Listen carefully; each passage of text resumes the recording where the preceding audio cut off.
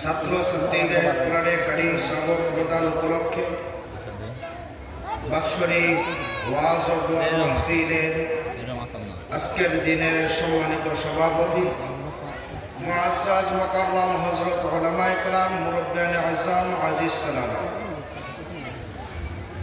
পর্দার আড়ালে অপেক্ষমান সর্বদত আমার সম্মানিত মা বোনেরা, আল্লাহ রাব্বুল আলামিনের দরবারে আমরা কালিমাতুশ শুকর আদায় করে যে মহান রাব্বুল আলামিন অত্যন্ত ভালোবেসে মুহাব্বত করে যাচাই বাছাই করে নির্বাচিত করে 10 ঘরের 10 মায়ের 10 সন্তানকে কাঁধে কাঁধ একটি জান্নাতের বাগানে আসার বসার কিছু সময় কুরবানি দেওয়ার জন্য এই যে এটা ট্রাক্টর হাজারো মানুষের মধ্য থেকে আল্লাহ তাআলা আপনাকে আমাকে কবুল করেছেন, মঞ্জুর করেছেন।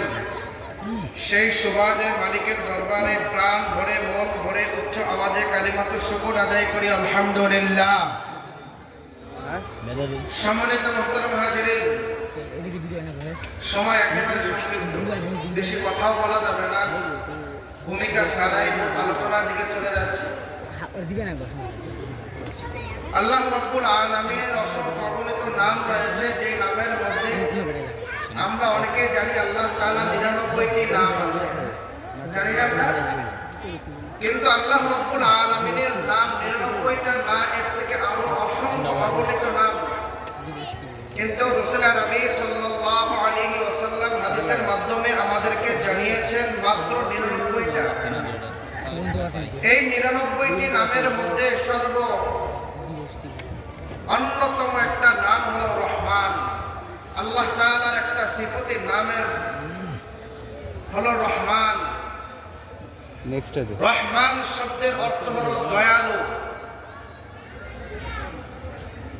এই রহমান আমি আপনাদের সামনে সূরাতুর রহমানের প্রথম দিকে কয়েকটি আয়াত তেলাওয়াত করেছি। রাসূল নবী সাল্লাল্লাহু আলাইহি ওয়াসাল্লামের অসংখ্য অগণিত হাদিসের ভান্ডার থেকে একটি হাদিস আপনাদের সামনে উপস্থাপন করেছি। আল্লাহ রাব্বুল আলামিন যদি আমাকে তৌফিক দান করেন, সুযোগ দেন, তাহলে তেলাওয়াতকৃত আয়াত পবিত্র হাদিসের উপরে সংক্ষিপ্ত আকারে কিছু আলোচনা করার চেষ্টা করব। ওয়া তৌফিক ইল্লা বিল্লাহ।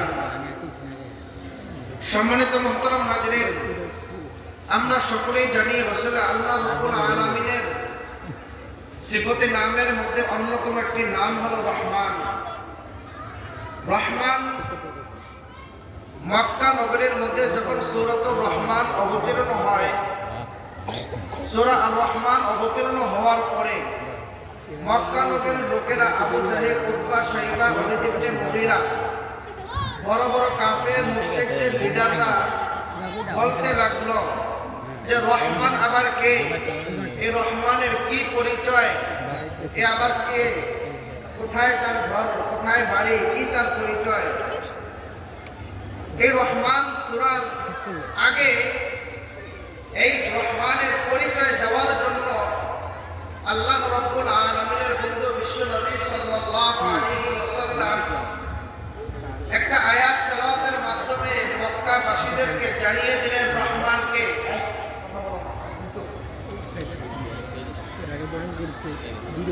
আল্লাহর নবী সরকারে দো আলম এই আয়াতটা তেলাওয়াত করেন, কুল ইদউর রহমান।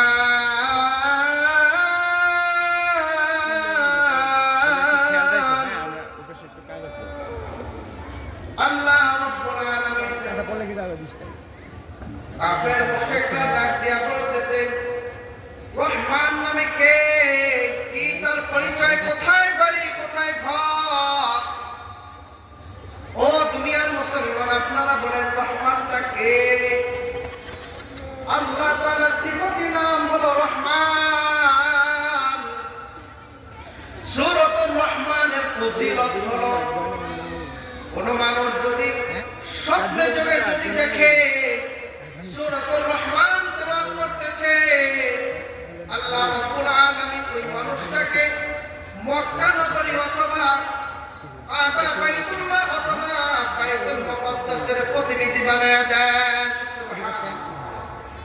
কোন মানুষ যদি সূরাতুর রহমান তেলাওয়াত করে, আল্লাহ তাআলার কাছে দোয়া করে, আল্লাহ রাব্বুল আলামিন ওই বান্দার যত দোয়া করুক না কেন সমস্ত দোয়া আল্লাহ তাআলা কবুল করে নেন। সূরাতুর রহমানের একটা বৈশিষ্ট্য হলো এই সূরার মধ্যে এমন একটা আয়াত আল্লাহ তাআলা বারবার উল্লেখ করে দিয়েছেন, উল্লেখ করে দিয়ে বলতেছেন খুব গুরুত্বপূর্ণ বিষয়গুলো আল্লাহ তাআলা উল্লেখ করে এরপরে বলেন আল্লাহ তাআলা ডাক দিয়া বলতেছেন ফাবিআই আলাই রাব্বিকুমা তুকাযযিবান।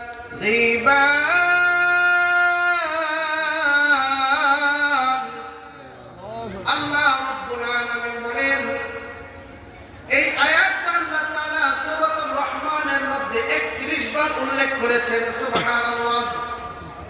এতবার উল্লেখ করার কারণ হইল কি, এতবার উল্লেখ করার উদ্দেশ্য হইল কি, আল্লাহ রাব্বুল আলামিন আমাদেরকে জানাই দিতেছেন সূরাতুর রহমানের মধ্যে আল্লাহ তাআলা অসংখ্য অগণিত নিয়ামতের কথা স্মরণ করে দিয়ে বলতেছেন আল্লাহ তাআলা কোন নিয়ামতকে তোমরা অস্বীকার করবে।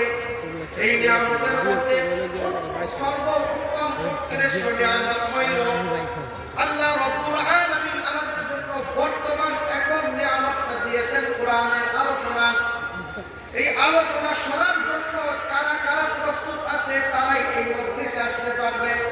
আল্লাহ তাআলা যাদেরকে কবুল করবেন সেই মানুষটা মজলিসে আসবে, যেই মানুষটাকে আল্লাহ তাআলা কবুল করবেন না তার কপালও ঝুঁকবে না। কথা বলে ঠিক কিনা? আল্লাহ তাআলা সবাইকে আনেন না, সবাই আসার মতো যোগ্যতাও রাখে না। ও দুনিয়ার মুসলমান, আল্লাহ রাব্বুল আলামিনের বন্ধু বিশ্ব নবী সাল্লাল্লাহু আলাইহি ওয়াসাল্লামের একজন বিশিষ্ট সাহাবী ছিলেন।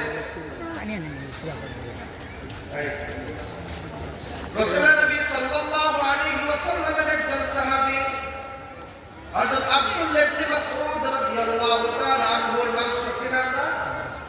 আব্দুল্লাহ ইবনে মাসউদ রাদিয়াল্লাহু তাআলা আনহুর একজন বিশিষ্ট শাগির্দ ছিলেন আব্দুল্লাহ ইবনে মুবারক রাহমাতুল্লাহি আলাইহি।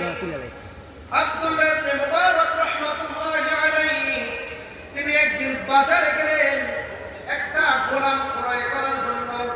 কি ক্রয় করার জন্য? গোলাম ক্রয় করার জন্য গেলেন। সাধারণতভাবে আমাদের দেশে মাঝে মাঝে একটা বাজার বসে, যেই বাজারে গরু ছাগল বিভিন্ন ঘোড়া বিক্রয় হয় না। এরকমের ইসলামের একটা যুগ ছিল যেই যুগে এরকম মানুষ গোলাম বাদী হিসেবে ক্রয় বিক্রয় করা হতো। তেমন তো সময় সে আব্দুল্লাহ ইবনে মুবারক রাহমাতুল্লাহি আলাইহি বাজারে গেলেন গোলাম ক্রয় করার জন্য।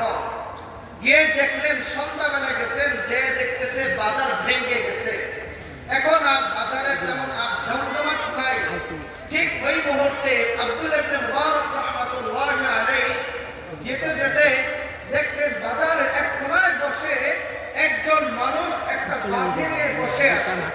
বাঁধিটা দেখতে তেমন ভালো না, কুচ্ছি কালো, চুলগুলো এলোমেলো, দেখতে একটা পাগলি পাগলি ভাব।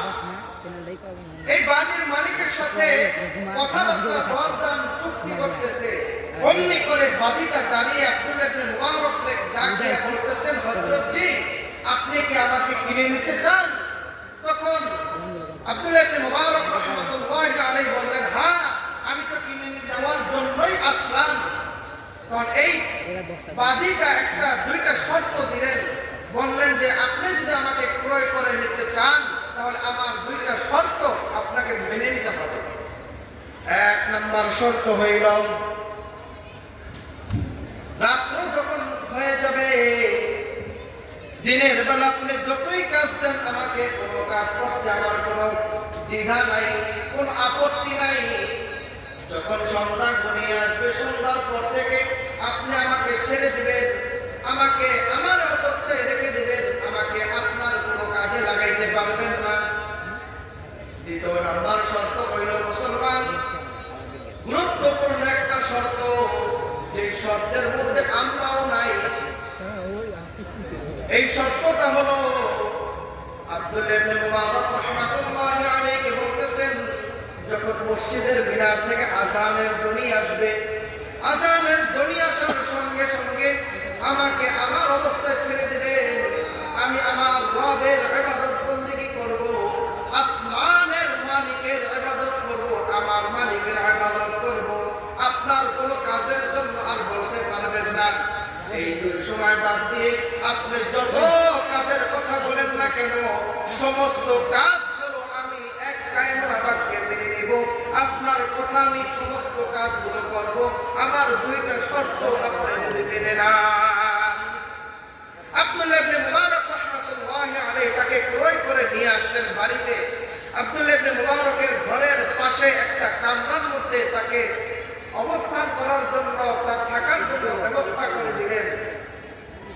ও দুনিয়ার মুসলমান ইমানদার আল্লাহর গোলাম, যেই মাত্র রাত্র গভীর হয়ে গেল, ক্রয় করে আনলো ঘরের পাশে, আব্দুল্লাহ ইবনে মুবারকের ঘরের পাশে ভিন্ন কামরায় তার থাকার জন্য ব্যবস্থা করে দিলেন।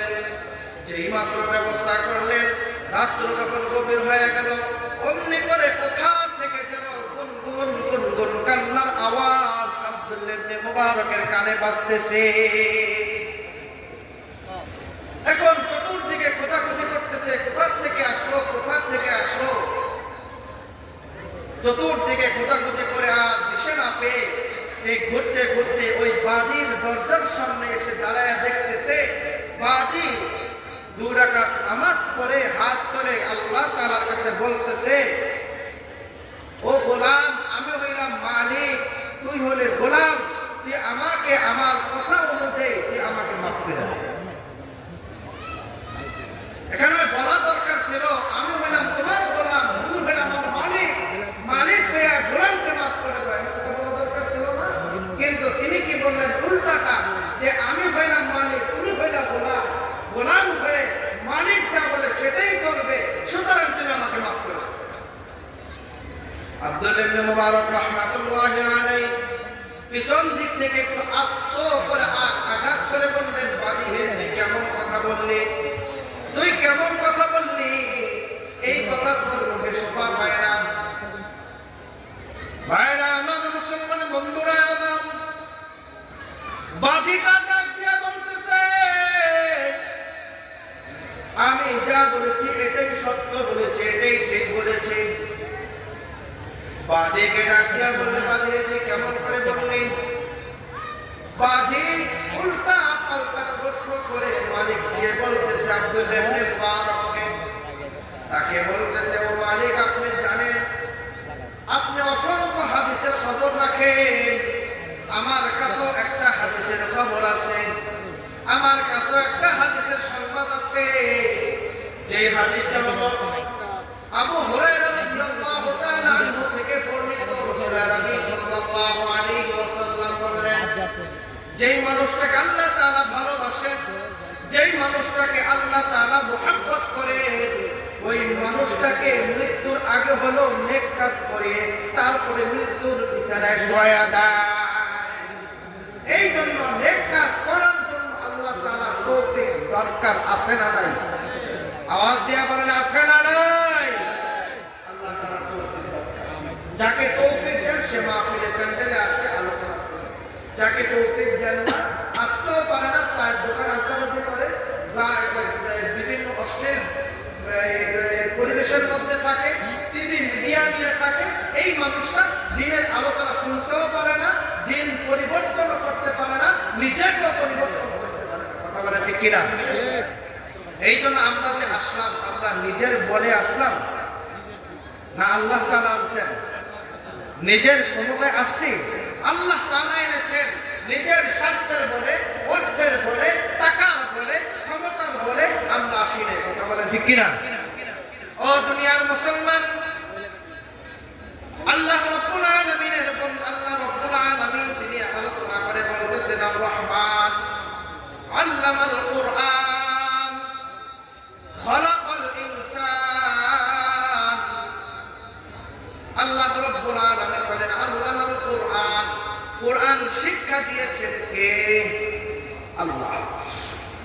কোরআন শিক্ষার কথা আল্লাহ তাআলা আগে এনেছেন। খলাকাল ইনসান শব্দটা পরে ব্যবহার করলেন কেন? এই আলোচনার মাধ্যমে আব্দুল্লাহ ইবনে মাসউদ রাদিয়াল্লাহু তাআলা আনহু বলেন, যেই মানুষটার মধ্যে কোরআনের আসর থাকবে, যেই মানুষটা কোরআন শিক্ষা করবে, যেই মানুষটা কোরআনের আসর থাকবে, ওই মানুষটাই হলো প্রকৃত মানুষ। কথা বলে ঠিক কিনা? যার ভিতরে কোরআনের ইলম নাই, যার ভিতরে হাদিসের ইলম নাই, যার ভিতরে কোরআনের কোনো অংশ নাই, ওটা মানুষ বলা যায় না। আপনি একটু সামনের দিকে আগায় আসেন, একটু সামনের দিকে আসেন, সামনের দিকে আসেন। ও দুনিয়ার মুসলমান, যে মানুষটার মধ্যে কোরআনের ইলম আছে ওটাকে মানুষ বলে, আর যার ভিতরে কোরআনের ইলম নাই তাকে মানুষ বলে না। আমার আগের আলোচক বলে গেছেন, খায়রুকুম মান তাআল্লামাল কুরআন ওয়া আল্লামা, যেই মানুষটা কোরআন শিখে এবং কোরআন শিখায় ওই মানুষটা আসমানের নিচে জমিনের উপরে সবথেকে খারাপ মানুষ। তাই কি? ভালো মানুষ যেই মানুষটা কোরআন শিখে এবং শিখায় ওই মানুষটা আসমানের নিচে জমিনের উপরে সকল মাখলুকের মধ্যে সমস্ত মানুষের মধ্যে সবথেকে শ্রেষ্ঠতম মানুষ। কথা বলেন ঠিক কিনা? এই মানুষটাই শ্রেষ্ঠতম মানুষ। তাহলে এই রাসূল বললেন, খায়রুকুম মান তাআল্লামাল কুরআন ওয়া আল্লামা, যে কোরআন শিখে আর শিখায় ওই হলো শ্রেষ্ঠ মানুষ। রাসূল বলছেন এই কথা, আল্লাহ বলতেছেন আল্লামাল কুরআন খলাকাল ইনসান, যেই মানুষটার মধ্যে কোরআনের আসর নাই, যেই মানুষটা কোরআন শিখতে জানে না, যেই মানুষটা কোরআন শিখতে পারে না, যেই মানুষটা কোরআন শিখে না, ওকে মানুষ বলা যায় না।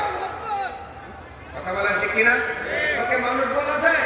যদি মানুষ বলা যাইত তাহলে আমাদের বেজি দেখছেন না, বেজিকে মানুষ বলা যায়।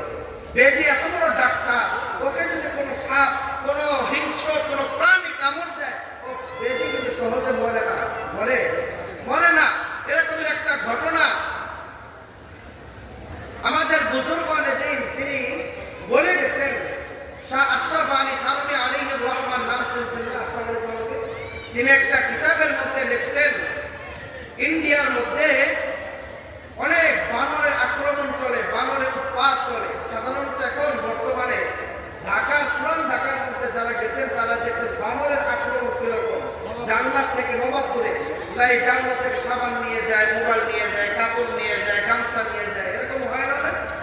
এরকমের আক্রমণ ঠিক এরকমের ইন্ডিয়ার মধ্যে এই অবস্থা চলতেছে। তো মালিক চিন্তা করলো আমাদের সাবান নিয়ে যায়, মোবাইল নিয়ে যায়, বিভিন্ন সামগ্রী নিয়ে যায়, এর থেকে বাঁচার উপায় কি? বাঁচার উপায় একটাই দেখলেন, এদেরকে যদি আমরা মেরে ফেলতে পারি বানরগুলো, তাহলে আমাদের এই উৎপাত থেকে বাঁচা যায়। মারার জন্য পদ্ধতি কি? মারার জন্য পদ্ধতি একটাই নিল, একটাই পদ্ধতি নিয়েছে। এই পদ্ধতিটা হলো মানে রুটি বানাইলেন, রুটির মধ্যে কিছু বিষ মিশ্রণ করলেন এবং প্রত্যেক বিল্ডিং এর কার্নিশ আছে না একটা তাকের মতো, ওখানে ছিটিয়ে দিলেন। দেওয়ার পরে তিনি দেখলেন অবস্থাটা কিভাবে হয়, বানর কিভাবে মারা যায়। আজকে আমি দেখব। ও দুনিয়ার মুসলমান ইমানদার আল্লাহর গোলাম, বানর মারা যায় না। একটা বানর আসতেছে, রুটিগুলো কেমন যেন নাকের মধ্যে নিয়ে আবার রেখে চলে গেলেন, নাকের মধ্যে লাগিয়ে আবার চলে গেলেন। যাবার পরে তার এলাকা থেকে তাদের যে নেতা আছে, বড় বানর, রাজা বানর আছে না, রাজা বানরকে নিয়ে আসছে। আসার পরে রাজার মাধ্যমে পরামর্শ করল, সকল বানর এক জায়গায় এক মাথা নিয়ে তারা পরামর্শ করতেছে, ঠিক আছে কি করা যায়। তাদের পরামর্শ করে সমস্ত বানর মুহূর্তের মধ্যে উধাও হয়ে গেল। একটা বানর ওখানে নেই, কিছুক্ষণ পর আবার একটা বানর সিরিয়াল ধরে লাইন ধরে আসতেছে, আর একটা বানরের হাতের মধ্যে একটা করে গাছের পাতা। আর এখানে যতগুলো রুটি ছিল সমস্ত রুটিগুলো বানরগুলো বানররা খেয়ে ফেলল। একটু করে রুটি খায়, একটু করে গাছের পাতা খায়, একটু করে রুটি খায়, আর একটু করে গাছের পাতা খায়। এমন খেয়ে সমস্ত রুটিগুলো শেষ করে ফেলল, ফিনিশ করে ফেলল। একটা বানর মারা যায় না। বলে আল্লাহু আকবার। এই বানরকে যদি মানুষ বলা যেত তাহলে বানরই মানুষ হইত। বানরকে কি মানুষ বলে? কি বলেন? এক সময় আমাদের বাংলাদেশ সহ বিভিন্ন জায়গায় কথাটা প্রচার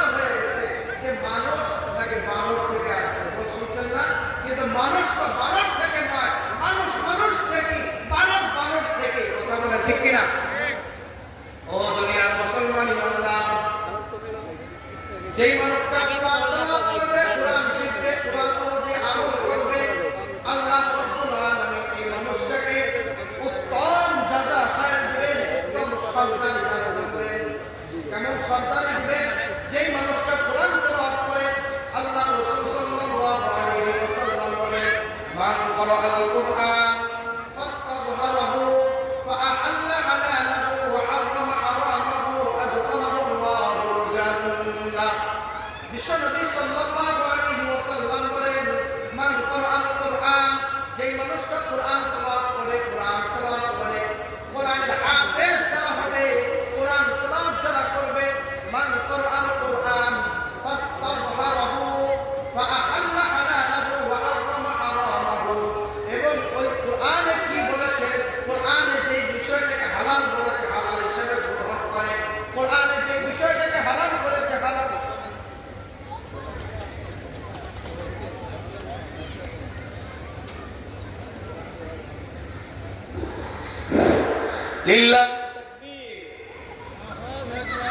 লিল্লাহে তাকবীর। আল্লাহু আকবার। প্রধানমন্ত্রীর আগমন, মাহফিলের পক্ষ থেকে প্রধান অতিথির আগমন, মমতাজ উদ্দিন পলন সাহেবের আগমন। লিল্লাহে তাকবীর। প্রধান অতিথিকে তার আসন গ্রহণ করার জন্য বিশেষভাবে অনুরোধ জানাচ্ছি। অন্য অন্য মাইকে ভলিউম যাচ্ছে না, মানে খালি এইটুকুর মধ্যে শোনা যাচ্ছে। মমতাজ উদ্দিন পলন সাহেব আমাদের আজকের এই মাহফিলের প্রধান অতিথি, উনি তার আসন গ্রহণ করেছেন। এখন হযরত কথা বলবেন। ও দুনিয়ার মুসলমান ইমানদার আল্লাহর গোলাম, আল্লাহর নবী সরকার দু আলম রাহমাতাল লিল আলামিন বলেন, যেই মানুষটা কোরআন তেলাওয়াত করে, কোরআন অনুযায়ী আমল করে, কোরআনের মধ্যে আল্লাহ তাআলা যেই জিনিসগুলোকে হালাল হিসাবে দিয়েছেন ওটাকে হালাল হিসাবে গ্রহণ করে, আল্লাহ রাব্বুল আলামিন যে বিষয়টাকে হারাম করে দিয়েছেন ওই হারাম বিষয়কে হারাম জেনে বর্জন করে। আল্লাহ রাসূল সাল্লাল্লাহু আলাইহি ওয়াসাল্লাম বলেন, মান ক্বারাআল কুরআন ফাস্তাযহারাহু ফাআহাল্লা হালালাহু ওয়া হাররামা হারামাহু আদখালাহু আল্লাহুল জান্নাহ। ও দুনিয়ার মুসলমান, ওই মানুষটাকে আল্লাহ রাব্বুল আলামিন বিনা হিসাবে জান্নাত দান করবেন। সুবহান। শুধু তাই নয়, জান্নাত সে একাই যাবে এমনটা নয়, যারা তালবে ইলমকে সহযোগিতা করবে, অর্থ দিয়ে, ছাত্র দিয়ে তালবে ইলমকে ভালোবাসবে, আলেম ওলামাদেরকে ভালোবাসবে, আলেমদের কাতারে যারা থাকবে, আলেমদের সাথে যারা থাকবে, আল্লাহ তাআলা বলেন এদের জন্য ওই আলেমকে, ওই তালবে ইলমকে, ওই ছাত্রটাকে এতটা পাওয়ারফুল তাকে দেওয়া হবে, ম্যাজিস্ট্রেটের পাওয়ারফুল দেওয়া হবে। দিয়ে আল্লাহ রাসূল বলতেছেন, ফাস্তাযহারাহু ফাআহাল্লা হালালাহু ওয়া হাররামা হারামাহু আদখালাহু আল্লাহুল জান্নাহ ওয়া শাফাআহু ফি আশারাতিন মিন আহলি বাইতিহি। শুধু তাই নয়, ওই মানুষটাকে সুপারিশ করার জন্য পাওয়ারফুল দেওয়া হবে, ওই মানুষটাকে সুপারিশ করার জন্য আল্লাহ তাআলা নির্দেশ দিবেন, ওয়া শাফাআহু ফি আশারাতিন মিন আহলি বাইতিহি। তার পরিবার বর্গ থেকে, তার আত্মীয় স্বজনের থেকে, তার পরিবার থেকে, হাদিসের মধ্যে পাওয়া যায় তার এলাকা থেকে যারা তাকে ভালোবাসছে, যারা তাদের সাথে চলাফেরা করছে, যারা তাদের সাথে ওঠা বসা করছে, যারা আলেমের সাথে চলছে, আল্লাহ রাব্বুল আলামিন ওই আলেমকে, ওই কোরআনের হাফেজকে এতটা পাওয়ার দিবে, একজন নয়, দুইজন নয়, এক নাগাতারে সর্বনিম্ন 10 জন কাফের, 10 জন জাহান্নামী, 10 জন জাহান্নামী, জাহান্নামের অর্ডার হয়ে গেছে। জাহান্নামের অর্ডার দিয়ে দিয়েছেন আল্লাহ তাআলা, জাহান্নামের অর্ডার দিয়ে দিয়েছেন, যাও ওকে জাহান্নামে নিয়ে যাও। ওই মানুষটাকে, ওই মানুষের জন্য সুপারিশ করে একজন দুইজন নয়, সর্বনিম্ন 10 জনকে সুপারিশ করে জান্নাতে নিয়ে যাবে। কতজনকে নিবে? সর্বনিম্ন 10 জন, সর্বোচ্চ কত? এটা বিনা হিসাবে, বিনা হিসাব কতজনকে নিতে পারবে এর কোনো নির্ধারিত নাই, সর্বনিম্ন হলো 10। আল্লাহু আকবার, আল্লাহু আকবার। قد وجبت لهم النار, যাদের জন্য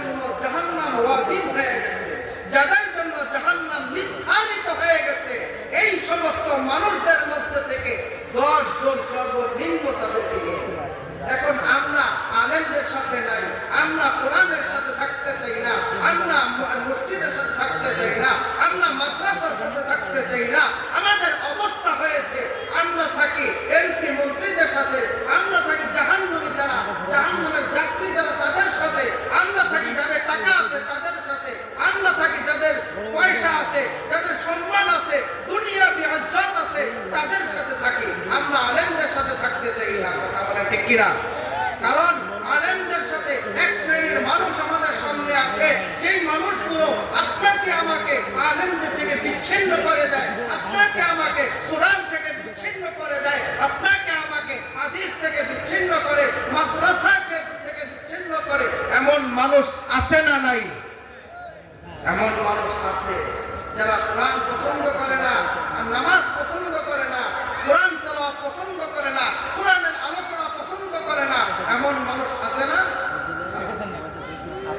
ও দুনিয়ার মুসলমান ইমানদার, আল্লাহ রাব্বুল আলামিন একজন কোরআনের হাফেজরে কি সম্মান দিবেন, কি ইজ্জত দিবেন জানেননি?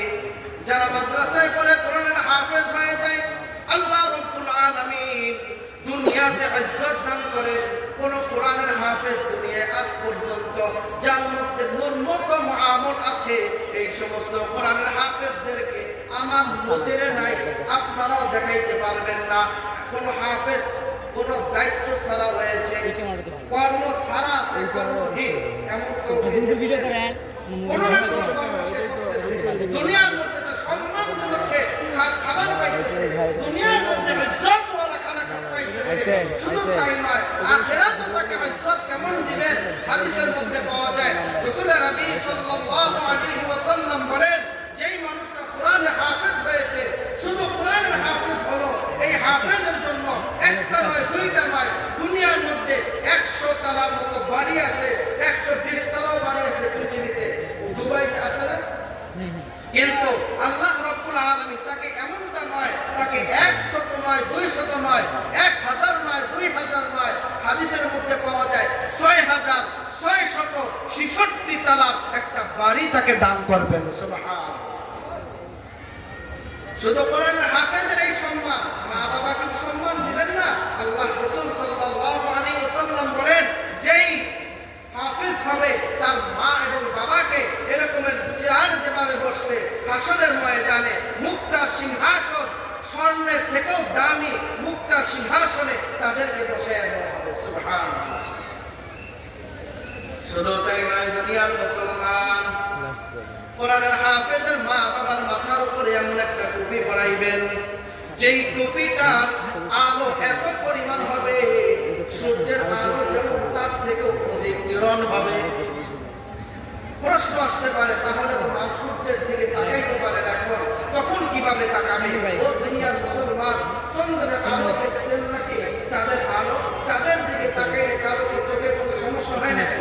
তাকাইলে তাকাইয়ে থাকতে মনে চায়, তাকাইলে তাকাইয়ে থাকতে মনে চায়। ঘন্টার পর ঘন্টা তাকাইয়ে থাকবো, তৃপ্তি আসে না। ঘন্টার পর ঘন্টা তাকাইয়ে থাকবো, মনে শান্তি আসে না। ঠিক এরকম ভাবে তাদের নূরের টুপির ঝলকে মানুষ অবগত হয়ে যাবে, অবাক হয়ে যাবে, অবাক দৃষ্টিতে তাকিয়ে থাকবে, তাকিয়ে দেখতে থাকবে, আর বলতে থাকবে, আল্লাহ রাব্বুল আলামিনকে বলবে যে এরা কোন জগতের মানুষ, এরা কোন যুগের মানুষ ছিল? এরা কি কোন রাসূল, না নবী, না ওলি, না দরবেশ, না গাউস, না কুতুব, না আপনার কোন কোন কোন ধরনের মানুষেরা? আল্লাহ রাব্বুল আলামিন ডাক দিয়া বলবেন, এরা কোন দুনিয়ার কোন অমর আলেম নয়, এরা দুনিয়ার কোন বাদশা নয়, এরা হলো এখন আখিরাতের বাদশা, এরা হলো কোরআন হাফেজের মা এবং বাবা।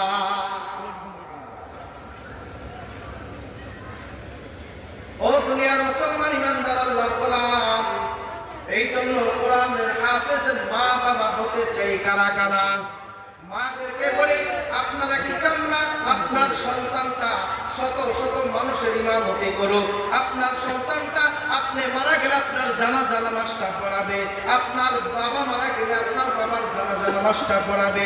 হাদিসের মধ্যে আসছে, নেককার সন্তান যদি মা বাবার জানাজার নামাজ পড়ায়, ওই জানাজা নামাজ পড়ানোর কারণে ওই মা বাবা যদি জাহান্নামে হয়ে যায়, সন্তান জানাজা পড়ানোর কারণে আল্লাহ তাআলা কিয়ামত পর্যন্ত ওই মা এবং বাবা যদি জাহান্নামে হয়, কবরের আযাব বন্ধ করে দেওয়া হয়। কবরের আযাব বন্ধ হয়ে যায় কিয়ামত পর্যন্ত। যার শুরু ভালো শেষও ভালো হয়। কবরের আযাব যদি শুরুতে যদি বন্ধ হয়, কিয়ামত পর্যন্ত বন্ধ হয়, হাসরের ময়দানে এই সম্মান যদি পায়, আপনাদের ধারণা কি তাকে জাহান্নামে দিবে? তাকে জাহান্নামে দিবে না, ওই মা সন্তানের সাথে কোন হাফেজের সাথে তাকে জান্নাত দিয়ে দিবেন। আল্লাহ তাআলা আমাদেরকে প্রতিটা মানুষকে একজন হাফেজের অংশীদারি হওয়ার তৌফিক দান করুক। হাফেজের মা এবং বাবা হিসেবে কবুল করুক, হাফেজের দাদা হাফেজের নানা হিসেবে কবুল করুক। আমিন। ওয়া আখিরু দাওয়ানা আলহামদুলিল্লাহি রাব্বিল আলামিন। আসসালামু